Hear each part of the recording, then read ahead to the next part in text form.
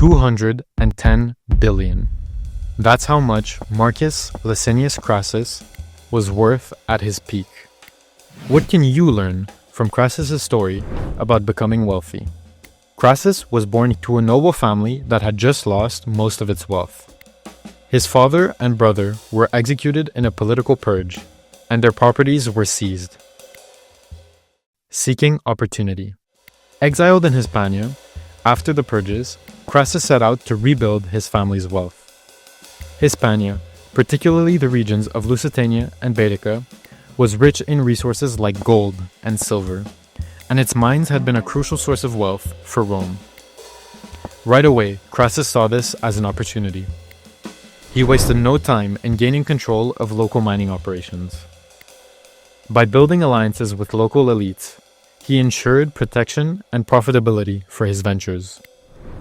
Crassus secured a steady flow of resources and established a network that would prove invaluable when he returned to Rome. His ambition didn't stop there. Understanding the importance of logistics, he improved access to key trade hubs like Corduba and Gades. Corduba, located along the Baetis River, was a bustling center for transporting goods like olive oil, wine, and minerals.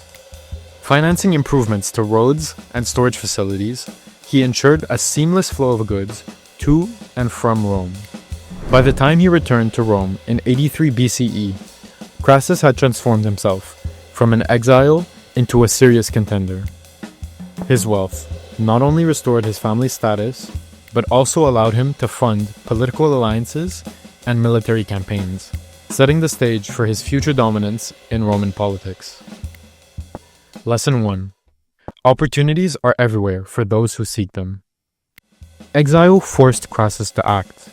He turned the tragedy of his father and brother's deaths, along with his own banishment, into a launching point for success. Look at challenges or setbacks in your own life as chances for growth or reinvention. You can create opportunities by staying observant and searching for hidden potential. They may not be obvious, but with effort and an open mind, you can uncover your own gold and silver mines. Opportunity can be a simple matter of perspective. If you've just lost a job, consider pivoting to a new industry or starting the side hustle that you've always wanted to try. Break down your transition into smaller, manageable steps. Specific targets can help keep you motivated and focused. Let's say you've been working a dreadful retail job and you just got laid off. Use your newfound time either to search for a job that aligns more with your interests, or invest in yourself and develop a skill or a hobby into something that you can sell or market. Returning to Rome with Roman general and dictator Sulla, Crassus leveraged the chaos of Sulla's proscriptions. These were politically motivated purges designed to eliminate Sulla's enemies and consolidate his power. They declared hundreds of prominent Romans as state traitors. Their execution meant their properties, lavish estates, farms, and urban holdings were confiscated and auctioned off at steep discounts. I'm sure you can see where this is going for our opportunistic Crassus. He saw this as a golden opportunity. Unlike many who hesitated to associate with the blood-soaked auctions, Crassus dove in, buying prime real estate in central Rome around the Palatine and Esquiline hills. He then hired skilled architects and builders to renovate and develop these estates, significantly increasing their value before flipping them for massive profits. It was said that while others mourned or feared Sulla's purges, Crassus thrived, turning Rome's chaos into a goldmine of opportunities. By the end of the proscriptions, Crassus had amassed one of the largest real estate portfolios in Rome. Lesson 2. Chaos creates opportunity. Periods of uncertainty can bring undervalued assets to light. Whether it's real estate during a downturn, stock market dips, or distressed businesses, chaos offers you chances to buy low, hold, and add value. Next time you find yourself in a time of downturn within financial markets, like what we saw in 2022, capitalize on the undervalued assets brought about by the chaos. Seizing these opportunities requires not only sharp observation, but the courage to act when others hesitate. In business, this principle extends to identifying untapped markets, innovative products, or hidden talent. All of these opportunities carry a degree of risk, but success is rarely achieved without taking calculated risks and getting your skin in the game. Fires were frequent in Rome due to its dense layout of wooden buildings. Combined with open flames used for heating and cooking, it was basically one big matchbox. Crassus saw this as an opportunity to expand his wealth. When a building caught fire, he would appear with his private brigade of about 500 trained slaves. Standing by as the flames spread, Crassus would offer to buy the property at a fraction of its value. Only after the deal was made would his brigade extinguish the flames. If the owner refused, the property burned. One particularly infamous story recounts how Crassus acquired an entire street of properties in a single day when a fire broke out near the forum. As the fire spread, Crassus swooped in, purchasing property after property. Now today this would be highly illegal and pretty much extortion. But Crassus's approach highlights the power of identifying market needs. Lesson 3. Find or create niche markets where you can add value. While Crassus's methods were ruthless, the principle remains. You can achieve success by recognizing unmet needs or creating markets.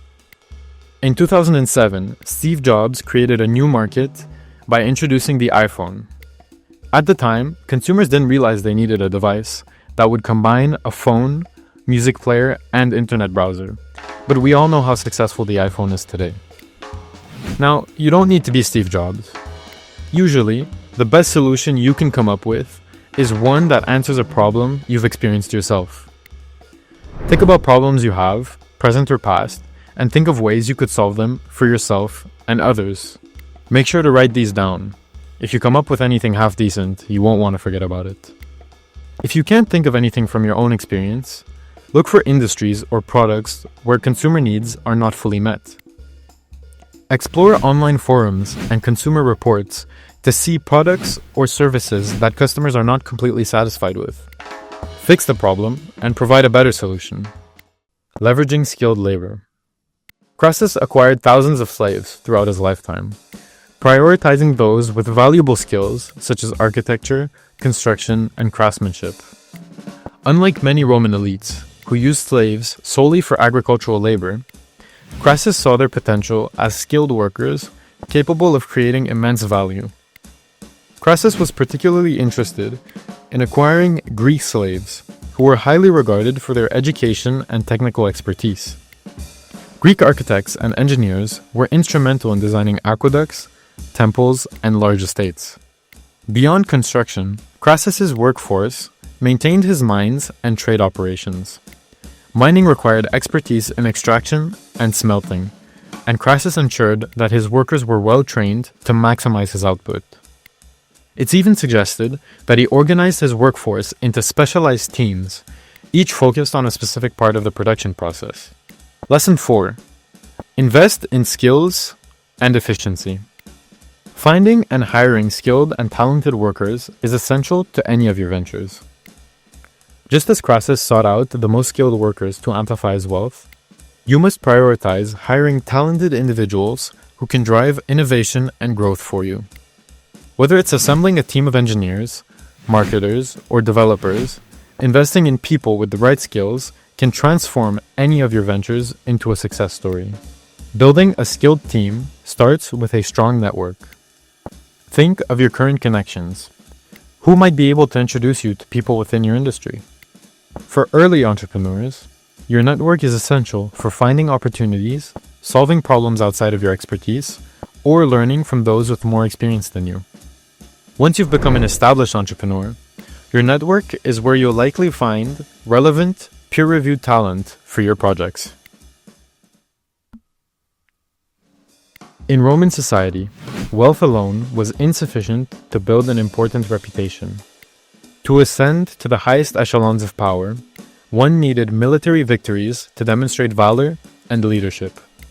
Crassus's rivals, particularly Pompey the Great, had already achieved significant military success, which Crassus knew he needed to match.